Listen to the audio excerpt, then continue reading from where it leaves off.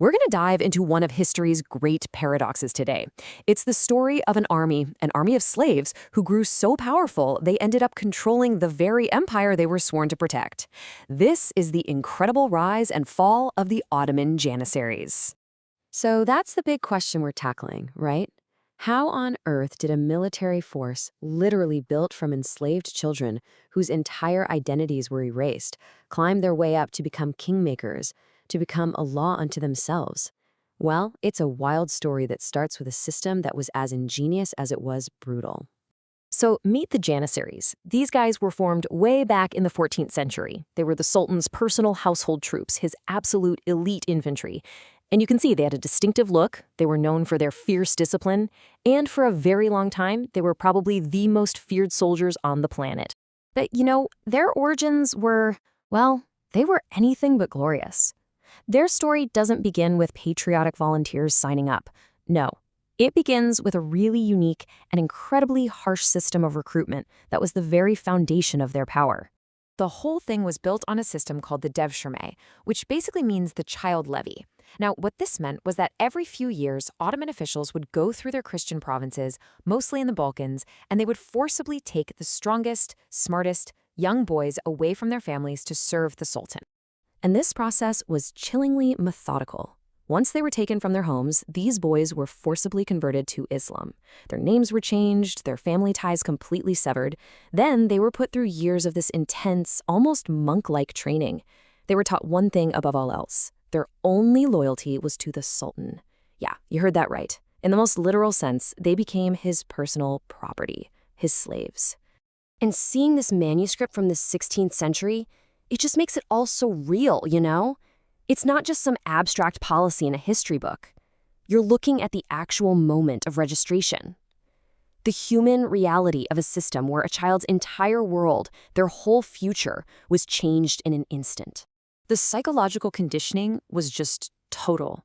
And this quote really says it all. Your old family? Gone. The Janissary Corps was your new family. The barracks? That's your new home. And the Sultan? He was your only father. Absolute, unquestioning loyalty wasn't just hoped for, it was engineered. And here's the crazy thing. For centuries, this brutal system worked. In fact, it worked spectacularly well. It created a military force unlike anything else in the world at the time, a truly unstoppable engine for Ottoman expansion. You have to understand, this wasn't just another medieval army. In a lot of ways, this was Europe's first modern, professional army. While their enemies were still relying on part-time feudal levies, the Janissaries were full-time pros. They got regular salaries, lived in barracks, and wore uniforms. But their real edge? They were pioneers. They were among the first infantry units to be armed primarily with firearms, and they marched into battle to the sound of the mefter, their own powerful military bands, which was absolutely terrifying to their opponents. And man, were they effective.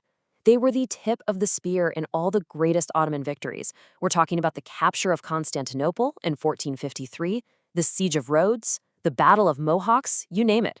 For a couple hundred years, they were the key that unlocked the empire's expansion. And hey, the numbers tell the story pretty clearly. They started as a tiny force, less than 1,000 guys in 1400, but by the late 17th century, the corps had just exploded to over 60,000 men. As the empire got bigger, so did the army that protected it. But that growth in numbers also came with a very dangerous growth in power. And this is where the story takes a familiar turn, isn't it? The very institution that was designed to be the Sultan's most loyal tool starts to get a mind of its own. The watchdogs start to become the wolves. The contrast between what they were and what they became is just stark. I mean, look at this. The early Janissary was a celibate, slave soldier with a single loyalty to the Sultan. But by the later period, a Janissary could get married, have kids, even run his own business. Membership in the corps basically became hereditary. They went from a military elite to a powerful, entitled social class that was looking out for number one. And this right here, this was the real tipping point. The devşirme system, the very thing that made them so unique and loyal in the first place, was abandoned. Now, pretty much anyone with enough cash or the right connections could just buy their way into the Janissaries. And they weren't doing it for military glory. Nope, they were doing it for the status, the perks, and the power. The warrior spirit was on its way out. So, what happens when your military discipline starts to fall apart, but your political power keeps growing? Well, the Janissaries entered their most dangerous phase. They weren't just guarding the throne anymore, they were deciding who got to sit on it. And this timeline, wow, it shows a really clear and violent pattern.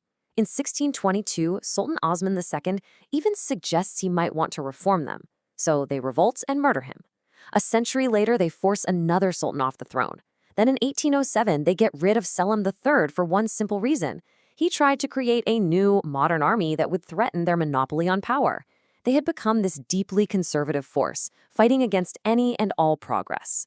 And just listen to Sultan Osman II's own words right before they killed him. It captures this insane reversal of power perfectly.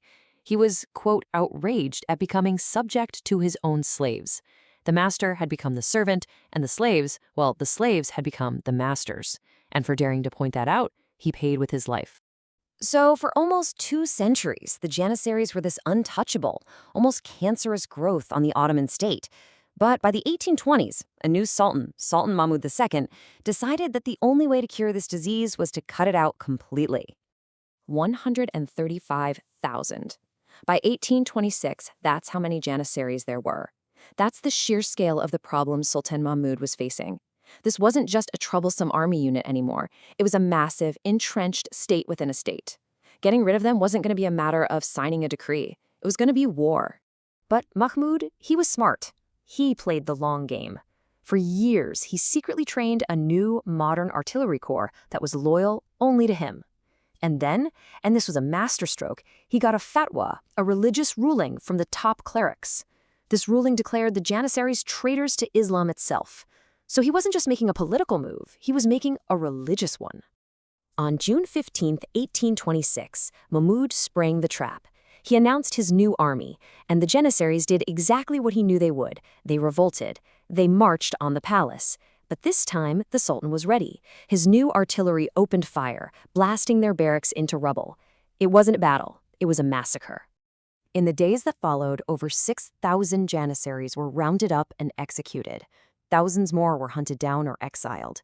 In one single brutal event, which was ironically later called the Auspicious Incident, an institution that had lasted for almost 500 years was completely and utterly wiped from existence.